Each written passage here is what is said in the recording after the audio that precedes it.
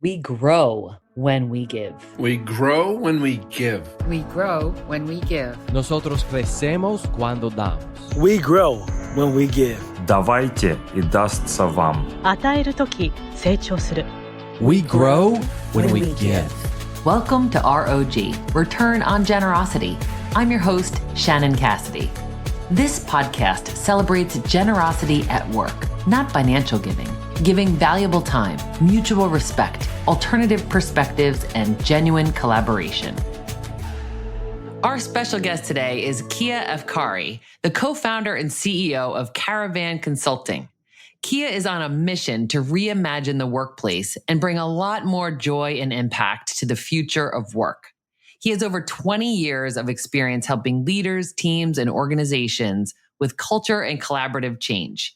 He has consulted with a wide variety of organizations, including tech companies, UN agencies, universities, and U.S. climate change organizations.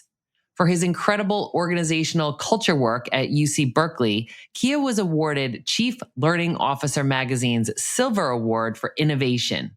He also has a TEDx talk on how we can reshape diversity, equity, and inclusion together with over 73,000 views. There's more coming because I've watched it several times myself.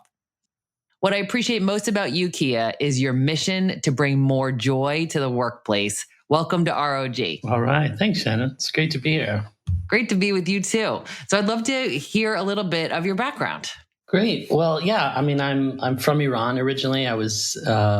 But I lived all over the world. I lived in Paris for a while, and while I was in Paris, a big revolution happened in our country, and we kind of fled and came to the U.S. And so I went straight from Paris to a rural town in Louisiana, sort of way in the backcountry. And it was the time, I don't know if you remember this, but it was during the time of the hostage crisis. So it was just like not a great place for like Iranian kids, the people wearing Bomb Iran T-shirts and, writing Iranians go home on the board. And I was beat up and kind of bullied around that. And, while that was a difficult situation, that was what really moved me to go into the work that I do, which is really helping organizations create more inclusive, joyful, welcoming places to work. And so that's why we're on this mission to really unsuck the workplace, make it a much, much better experience for people, and been doing that for the last 20 odd years. Thank you for that. And I've had a chance to read many of your testimonials, which are so impressive. How do you do that? What are some of the things that you do within organizations, Kia? I think the first thing that we do is we start with how are we going to help you win as an organization? We don't start with DEI. We don't start with culture. We start with strategy because there is no joy in an organization if there's no organization. So number one, we need to help win as an organization, and we need to align with your leadership to make sure you understand how you're going to win in this marketplace. And we do that. We have artists on our team who actually will draw on the wall. So they're these graphic recorders, and we get in the room and we start talking about, what's our strategy for winning? And people can see imagery around that, and then we define it together. And then once we do that, we say, okay, if that's your strategy for winning, what's the culture that you need to execute on that strategy? Because culture is about behaviors. What are the behaviors we need to execute on the strategy, but also make this a great place to work? And then lastly, it's like, how does DEI help you win? What is your unique why for DEI? And it's different for every organization. And so there's just been a lot of confusion around the why of DEI over the last 50 years. And so we want to help each organization clarify its why. So we really work at that intersection: strategy, culture, and DEI, to reimagine your future of work. And how did you come up with those three elements? I think that's fascinating. It makes a ton of sense, but I'm curious, I'm sure you tried a bunch of different approaches and then you came up with these three things are really where the sweet spot is. Yeah. I mean, I started my career in DEI and I kind of left the field for a while just because it was always ancillary, right? Because people think, well, there's my core business. And then there's this DEI stuff. It's like, it's nice to do, it's the right thing to do, but it's not necessarily have anything to do with us winning or succeeding in business. And so that didn't seem a good place to start. And then I had this crazy job where I was trying to change the culture of an entire university, and it's like 10,000 staff. And so I got deeply involved in organizational culture, and I got obsessed with it. And again, what I learned from that experience is actually you don't start with culture, you start with strategy.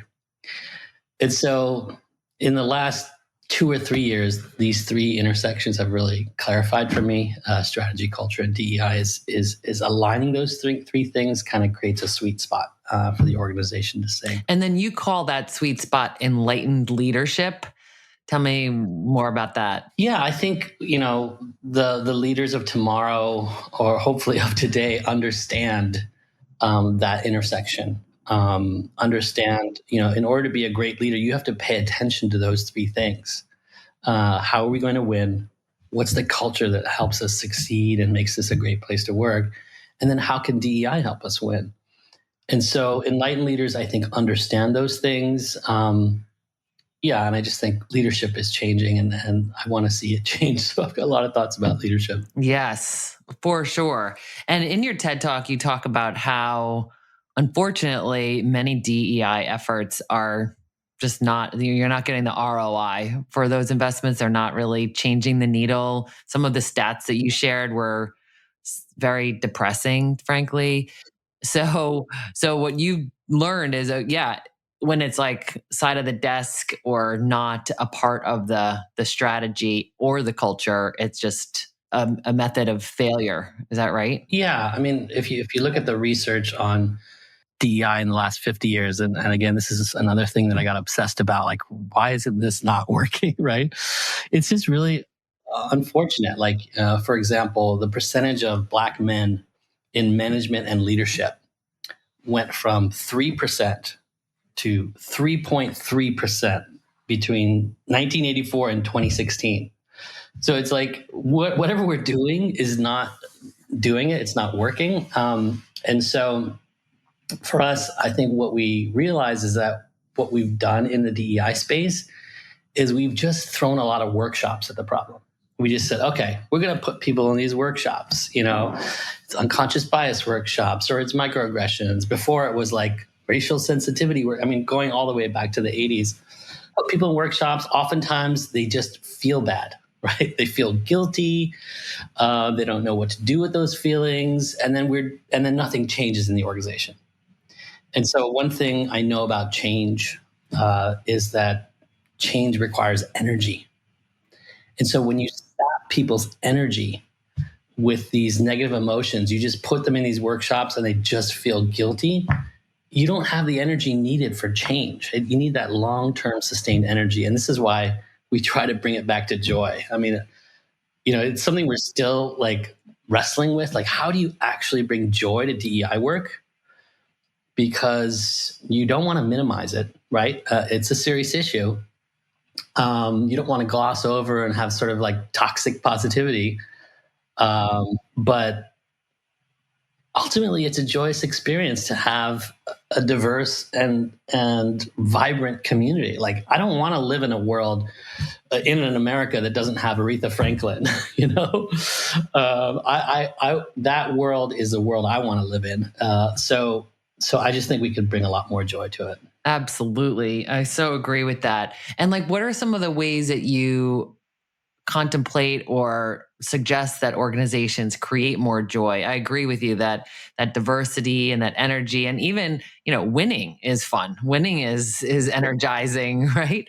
So just what are some of the practical or even tactical things that you recommend? Well, I think first and foremost, like scaling appreciation inside your organization is huge. People are at their human core need to feel appreciated. And so there are ways to do that specifically related to your culture, what I call like strategic appreciation, where you appreciate the behaviors you want to see more of. You appreciate those pro-social behaviors. You appreciate generosity, right? This whole idea of the return on generosity, I think, is huge. And so scaling appreciation, I think inside an organization, there are tools to do that. There are appreciation engines to do that. And then I think the idea of gamifying things can bring a lot more fun and joy. I mean, we're wired, for games. And so we've got a lot of ideas about how to gamify things, improves performance, but also just makes it a lot more fun. More fun and enjoyable. Is there an appreciation platform that you recommend, Kia? The ones that are the most powerful are the ones that are connected to your values, right? So you have a set of values that are hopefully behavioral, right? They're not just like integrity, but they're very like behavior based. And if you can in seconds appreciate a coworker for living one of our values, and then their boss finds out, and it creates a little bubble of positivity. That kind of thing can be huge because basically it's behavioral change work, but it's like appreciating the stuff we want to see more of. Totally. Oh my gosh, that's so important. So you talked about how return on generosity is huge. Like when you think about generosity at work, what are some of the things that you think about? Well, I mean, I think this is something that I have really learned in my experience. It starts with empathy. I'll tell you a story. I mean, I had a really interesting situation. I told you about this job where my job was to change the culture of an entire university and its 10,000 staff. And there was one division of about 200 people where apparently it had a really bad culture, right? So they're like, Kia, can you go fix the culture over there? So I had to meet with the leader of that organization, and people were like, "Oh my gosh, this woman is an ice queen." They're like, you're not gonna have any luck with her. Like she doesn't care about this culture stuff. She's got ice in her veins, And so I thought about her for about a week before I went to see her, and I realized, man, she really has the worst job. She's doing this thing that is really unpopular, is necessary for the organization, but it's really unpopular, and she's probably not being appreciated at all. So I go in to meet with her, and I just start with that. I just say, it must be really tough to be in your shoes and not get any appreciation for the work that you're doing. And I'm telling you, she just, in that moment, she broke down into tears, and she said, let me tell you. And she told me all about all the pressures and stress that she was under. She started opening up and talking. Before long, she was like sharing pictures of her kids with me and doing all this stuff. And then toward the end of the meeting, she's like, you know what? What's this culture stuff you want to do? Like, let's go. I'm ready. You know what I mean? So just by starting with empathy and appreciating her, I think it allowed us to connect, but it also helped me like do the things that I want to do, right? So I call it strategic appreciation because you don't do it strategically, but you do it because you care about the person, and it ends up benefiting you as well. So it's an immediate return on your generosity.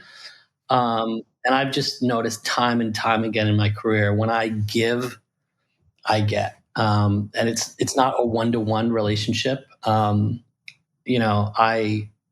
lived in Ghana in West Africa for about a year when I was young. And that was the whole culture was just like that, right? Someone might have $1 left and they will just give it to you without thinking about it. And they'll say, oh, don't worry, it'll come back to me. Right. And it's kind of, that's the way they roll, It's really learned that there. And I try to practice that in my work. Right. And it seems almost selfish because you get so much joy, but you think, like logically, you think if you give what you have less. But we know from experience that when you give what you have really what matters the most, which is joy and connection, and you feel like you're a member of a community, right? That you have purpose. Like those are things that, there's no dollar amount that could ever buy you that. You just have to live a life that gives you that opportunity, right?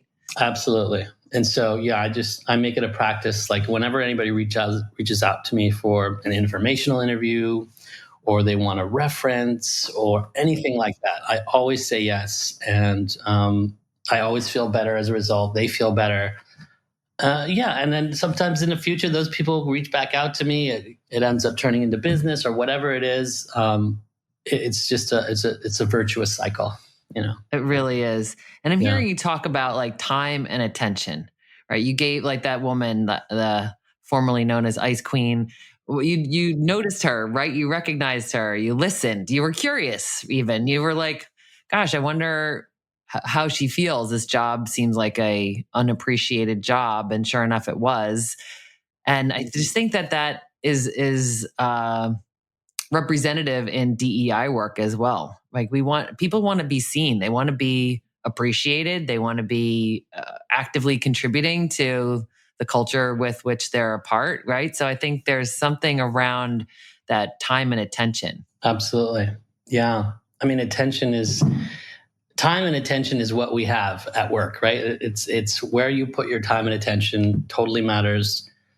As a leader, it's crucial. People are watching you as a leader. They know where you spend your time and where you don't spend your time.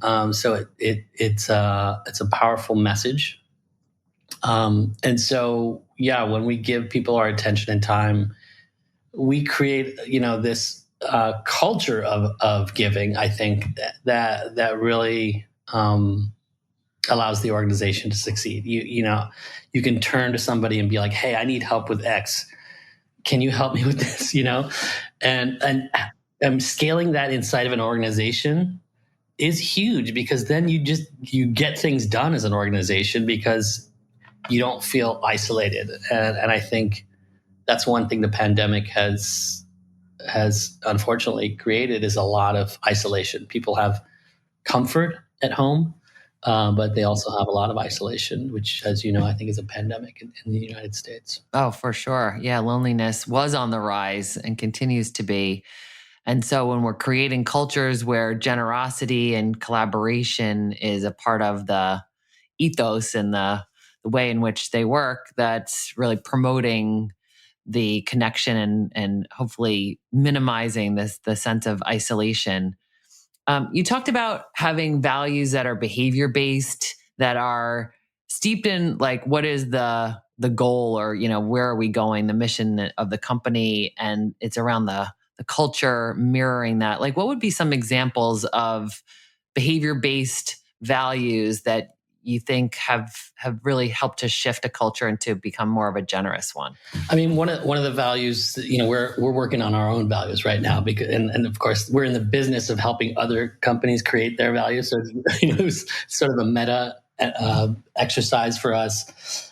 And one of the ones we're working on is beginning with relationships. Like it's a behavioral thing that you can actually put into every meeting, every interaction. It's like, okay, whether it's 5 minutes, 10 minutes, we're always going to begin with relationships, because that's going to make the meeting go better. And I remember one thing we tried to scale in this big culture change project was just this little meeting practice where we said, we're going to do just a go around. We're going to start the meeting and you just appreciate the person to your left, and they'll appreciate the person to their left. This is back when we were like in the office, right? But you can do it in a Zoom room.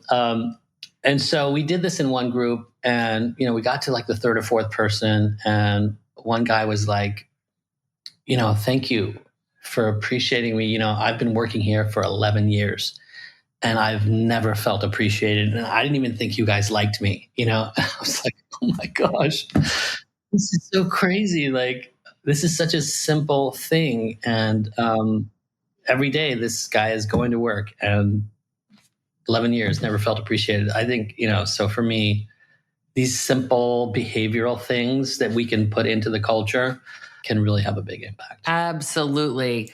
I mean, you and I are both associated with, or fans of at the very least, UC Berkeley's Greater Good Science Center. And they pump out research that I just eat for lunch. I think it's so fantastic that these important things have been researched. And one of the research studies that I read was saying that we feel least appreciated at work. And in some cases, the individuals in the study admitted that they express appreciation once a year. So you think, are you serious? Like, we know that this is like an X factor in a great culture. It's pretty easy to do. but it's that time and attention again. It's time and attention, and there are tools that you can use as an organization to scale it. Greater Good Science Center, we love them so much that we put one of their folks, Emiliana Simone Thomas, on our team. She's actually a partner here in Caravann because we wanted that science research base, and she's one of the world's leading researchers on the science of happiness and pro-social behaviors at work. And she just did this talk for us, the future of work is pro-social. And talking about simple things like having a friend at work is huge. If you feel this sense of belonging, like I heard one place, like 56% increase in job improvement if you just have a sense of high belonging, and 50% less likely to leave the organization. And as we know, it's very expensive to replace folks in an organization, and this idea of how you feel at work affecting the bottom line is huge. And there's more and more research every day that points to that this kind of warm and fuzzy stuff that we put over here is actually really related to the hard stuff of like us succeeding as a company. Retaining that talent, growing your talent, attracting talent, right? People want to work for companies that care about them and that have a purpose, right? And that there is a career trajectory for them there. So all of those things, those are the hard skills, but we have to also invest in the connection points. And I just love that pro-social idea and that having a friend at work, and it really could just be one, right? We don't need an army of people. It's nice to like to work with your colleagues, but like if there's one person who really gets you and that you can trust and confide in, that's so helpful. It's huge, and it's changing so much, right? We're putting on this big event on March 28th. It's called the Future World of Work Conference, and at this event, so we're going to have a Gen Z roundtable, like a fishbowl. So we're going to have a bunch of young folks who maybe had their first jobs, just talking about what it's like to enter the workplace. What are their fears? What are their concerns? What do they care about? And I think it's going to blow the mind off those chief people officers in the room, right? Because work is changing beneath our feet, right? What we expect from work, the balance of power has really shifted to employees, this war for talent. And so this idea of a workplace having purpose and meaning and community building, these were things that 20 years ago, we were just like, oh yeah, it's a nice to have. But now it's a crucial thing to attract and retain the talent that you have, especially the next generation. Absolutely. Tell us more about the Future World of Work Summit. It is coming out like 2 weeks after this episode goes live. So this sounds like the kind of thing that our listeners would love to attend. So could you tell us a little bit more about this? Yeah, well, we're really trying to kind of blow the doors off like what you think of as a conference. It's more of like a dinner party, I would say, a little bit bigger than a dinner party. But the idea here is we're going to come together to create a visual manifesto of the future of work that we want to see. So we're going to have artists in the room, and whoever shows up is going to say, hey, here's what I want to see for the future of work. And let's stop talking about it. Let's actually make it happen. Because people have been talking about the future of work for a decade, and I haven't seen the changes that I want to see. So we're going to have great speakers from Headspace, from Pixar. We're going to have imagination stations. We're going to have music and art and sort of tasty bites from around the world. And the idea is more of like a fun dinner party, but you're learning, you're connecting with colleagues. And you're actually getting to shape the future of work that you want to see. And we can for your listeners, we can offer a discount for your listeners with the R.O.G discount code. Ooh, thank you. All right, so you hear that, listeners? We're going to put a discount code in the show notes, a link to the summit. And if you put R.O.G in there, you can get a discounted rate for your admission, and it's in San Francisco, California in March. So, there's zero reason not to want to attend this. And I think what you're giving people the opportunity to do there, Kia, is to expose themselves to all of these thought leaders from a variety of different companies, range of ages, range of backgrounds, range of abilities, to learn, like, what do we want? What does this future look like? And then they can go back to their own organizations and apply it and personalize it to wherever they work, right? Absolutely. You'll leave with sort of actionable insights that you can take. We've got a whole system for that where you're gathering all your takeaways, and then you get it back at the end, and then you get this digital version of the artist's rendering of your visual manifesto. I think it'll be really fun and useful for folks who really want to shift their workplace and make it a better place to work. For sure. And it's your inaugural year, so I know it's going to be a massive success, and people are going to rave about it, and we're going to be thinking about how we can have more of these because it's energizing. So what are some practical tips you would share with our listeners on how they can do that in addition to attending the summit? I mean, I think for yourselves as leaders is to actually schedule time on your calendar for giving, for connecting, for checking in on people. I always tell leaders your number one role is to set the culture that helps you win. So if you reimagine yourself as I'm not the leader of this division or this organization. I'm the leader of the culture that helps this organization win. So how can I see more of those behaviors that help us succeed and make it a great place to work? And when you think about culture, and you do this work every day, who's responsible for the culture in your experience? I mean, I think it's all of us. It really is. The idea that the leaders kind of create the culture like in a lab, like we're going to put some of this and some of that and then just make everybody else drink it. Like that's not how I see it. And oftentimes in organizations, we crowdsource the culture because people are not just consumers of the culture. They are creators of it. And so the idea that we are going to create this together is super important. Leaders do have a special role because they need to be able to speak up when people are not living our culture and say, hey, actually, that's not cool here. We don't do that kind of bullying. We don't, right? But we have to have the culture be owned together. It's something we create together. Mm-hmm. You're like on the homepage of your website, it says arrive together. Just curious, like why arrive together? Yeah. I mean, I think for us, that's really the goal, that not just that we arrive, right? But that we arrive together. And when we work on this idea that we're all going to get there together, for us, it's like a journey. That's why we've got the van and all that. We're helping organizations go on this journey. And whether it's DEI work, which is very divisive, we're trying to flip that and say, no, it's not a zero-sum game. We're all going to arrive. We can arrive together. There is abundance, and there's no reason why we can't all succeed. Oh, that's so beautiful. I love that. So I'm going to attempt to try to recap what we've covered here today, Kia. The first thing you taught us is to ask yourselves as business leaders, like, how are we going to win? What does winning look like? What is the target? How are we going to win? And then how do we align our leadership towards that win? Then what is the culture? What is the culture that we want to create? And then what are the behaviors that enable us to have that culture? That's so key. And then how does DEI help you win?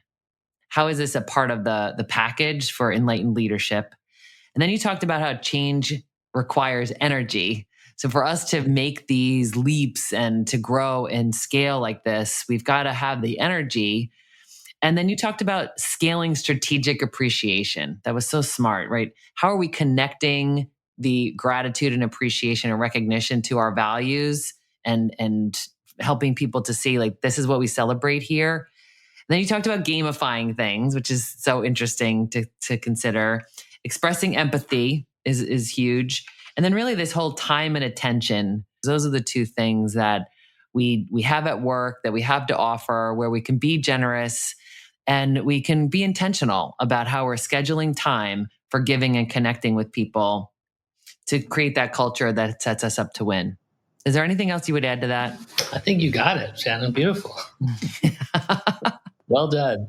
Yes. Well, thank you for generously joining us and giving us your wisdom and thought leadership, and also for offering a discount code for the summit. We so look forward to attending that.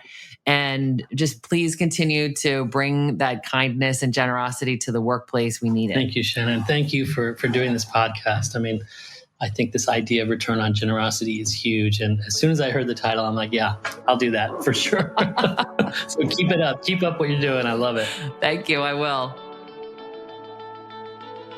Thanks for listening to R.O.G. Return on Generosity podcast. Please help us grow by subscribing and reviewing us on your favorite podcast player. And for more information, visit bridgebetween.com. We grow when we give. 우리는 나누면서 성숙합니다. We grow when we give. On rayonne quand on donne. We grow when we give.